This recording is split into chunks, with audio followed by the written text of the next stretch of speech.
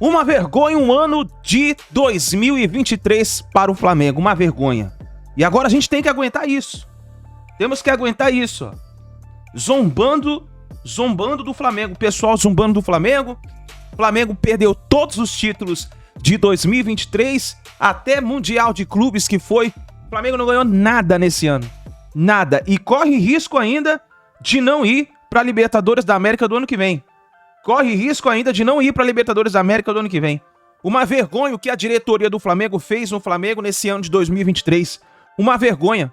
E você também que está indignado, deixa o seu like e compartilha esse vídeo. Compartilha. Para que outros torcedores também se manifestem, escreva nos comentários aqui. Escreva a sua indignação com a diretoria do Flamengo. Com o que fizeram com o Flamengo nesse ano de 2023. Olha aí, ó. Tiraram o técnico Dorival Júnior, que foi campeão da Copa do Brasil, que foi campeão da Libertadores da América no ano passado, e agora tem que aguentar o mesmo Dorival Júnior sendo campeão da Copa do Brasil em cima do Flamengo. Uma vergonha esse Flamengo. Uma vergonha. Desde o jogo do Tolima, São Lourenço, LDU, que ganhou, ficou desclassificado da Sul-Americana, mas ganhou, Corinthians, Palmeiras, ganhando os jogos importantes dentro de casa, mesmo perdendo fora. Então, merecido, parabéns ao Dorival por essa grande vitória e essa grande conquista que ele traz para o São Paulo, que é inédito, como você falou, Bruno. Dessa vez ele conquista a vitória fora, na primeira partida, não é, Léo? Diferente dos outros jogos que o Silas citou. E aí, em casa, ele segura de uma maneira bravíssima o empate contra o Flamengo. É isso, bom, boa noite Silas, boa noite Bruno, boa noite Zinho, fã de esporte que está aqui com a gente. Parabéns a todos os tricolores. Não caiu esse tabu, né, do time que perde o primeiro jogo em casa conseguir virar fora. O Flamengo tinha a chance de fazer isso, não conseguiu. Eu digo que esse é o título que vai ser o título de uma geração de tricolores, porque é isso, o último título de expressão nacional e internacional sul-americana de 12, antes disso o brasileiro de 2008, o tricampeonato, mas muitos jovens são paulinos viveram essa última década pela expectativa de um dia como hoje. Então, claro que o São Paulo, pelo clube gigantesco que vai ter outras grandes conquistas, muitas ainda ao longo da sua história. Mas sei que, assim, uma geração de jovens tricolores vai ter esse dia como um dia que vai ser difícil de igualar, porque é o dia que ele viveu, e viveu de repente com seus familiares, viveu no estádio, viveu com os amigos. Então, não é um título qualquer, não, é um título muito grande por isso. Aí já vou chamar o Zinho e te dar boa noite, Zinho, mas antes a gente vai ver duas imagens, tá? Primeiro, a imagem, claro, da torcida do Flamengo, que também, claro, está lamentando bastante. Essa que seria a chance de o Flamengo conquistar um título nessa temporada. Então é uma temporada frustrante para os rubro-negros. A gente está vendo aí a imagem dos flamenguistas nos minutos finais e ao vivo, né? Também agora nos minutos finais do jogo.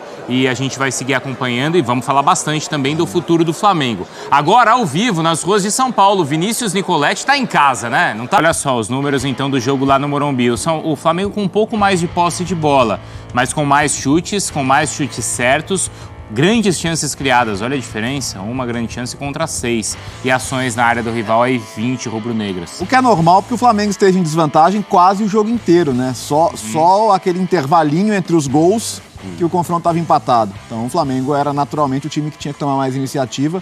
No segundo tempo, o São Paulo nunca chegou a estar contra as cordas, embora o Flamengo tivesse com mais iniciativa, né? O Flamengo rondava bastante ali, mas não houve aquele momento de pressão, de 2, 3 chances seguidas, no final, né? A defesa ali do Rafael, sim, né? O chute do Ayrton Lucas. Isso. Agora, uma coisa que eu acho legal, o Silas até usou a palavra invenção, e normalmente no futebol, quando você fala isso de técnico, você vai pro lado ruim. E, por exemplo, a invenção do Alisson como volante. Verdade. Foi uma coisa que solucionou um ponto para ele.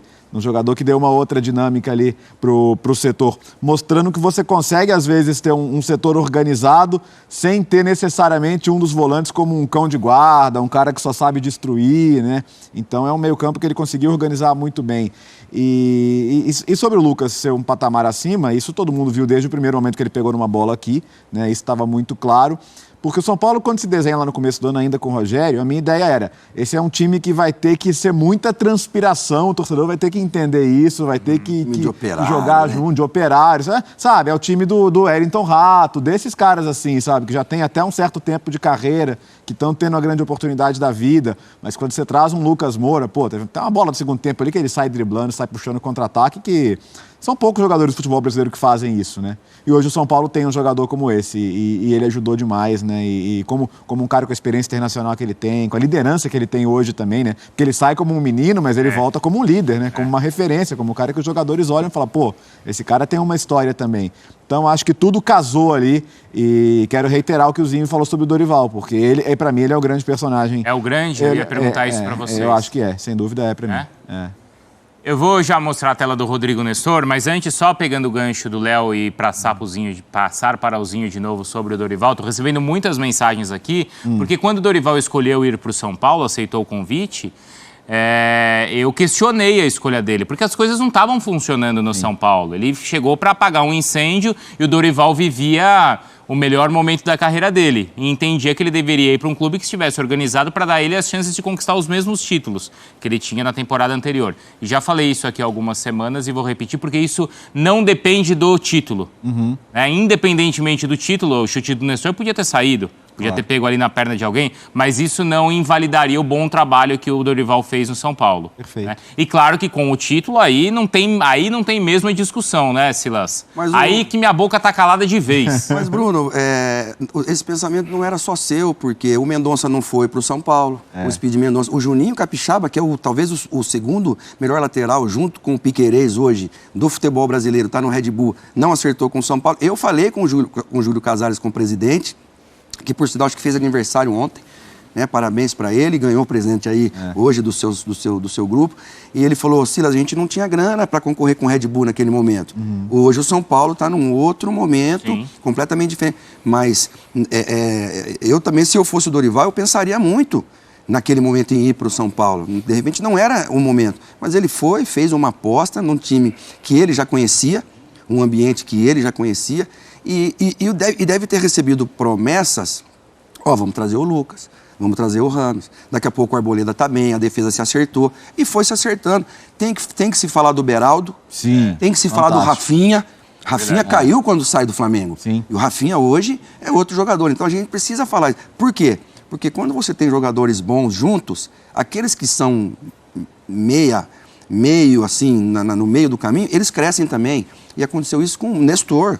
Igor Gomes teve que ir embora. Sim. Não conseguiu ficar. Mas olha o Rodrigo Nestor. O próprio Caleri fazendo o gol decisivo ali também. Pessoal, que vergonha, hein?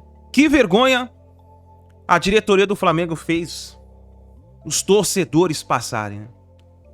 Perdemos todos os títulos da temporada 2023. Praticamente o Campeonato Brasileiro praticamente é uma missão, podemos dizer que impossível. Time sem técnico, porque com o Sampaoli estamos sem técnico já faz tempo. Time sem motivação nenhuma. Ao contrário, brigando dentro de vestiário, brigando com torcedores. Uma vergonha, pessoal. Uma vergonha. E agora o que esperar? Amanhã, com certeza, Sampaoli deve ser demitido, porque a torcida já não aguenta mais. A torcida não vai esperar até o final do ano. Não vai esperar até o final do ano. Já é preciso começar a pensar numa reformulação já a partir de agora. Não esperar começar ano de 2024. Tem que começar já a partir de agora. E, meus amigos, torcer muito para que o Flamengo consiga chegar na Libertadores no ano que vem. Porque do jeito que tá, se a diretoria permanecer em deixar do jeito que está, meu amigo, até uma Libertadores da América vai ser difícil para o Flamengo conquistar. Porque se a diretoria continuar, deixar o Flamengo do jeito que está, vai ser muito difícil. Mas vai ser muito difícil, meus amigos. É complicado. Obrigado por você estar aqui, sempre estar com a gente aqui no nosso canal, apoiando, sempre estar vibrando com a gente aqui nos dias de vitórias, nos dias estressantes que passamos. Obrigado, mas hoje, infelizmente, o adversário venceu nesse ano de novo. Tamo junto, grande abraço e a gente se vê no próximo vídeo.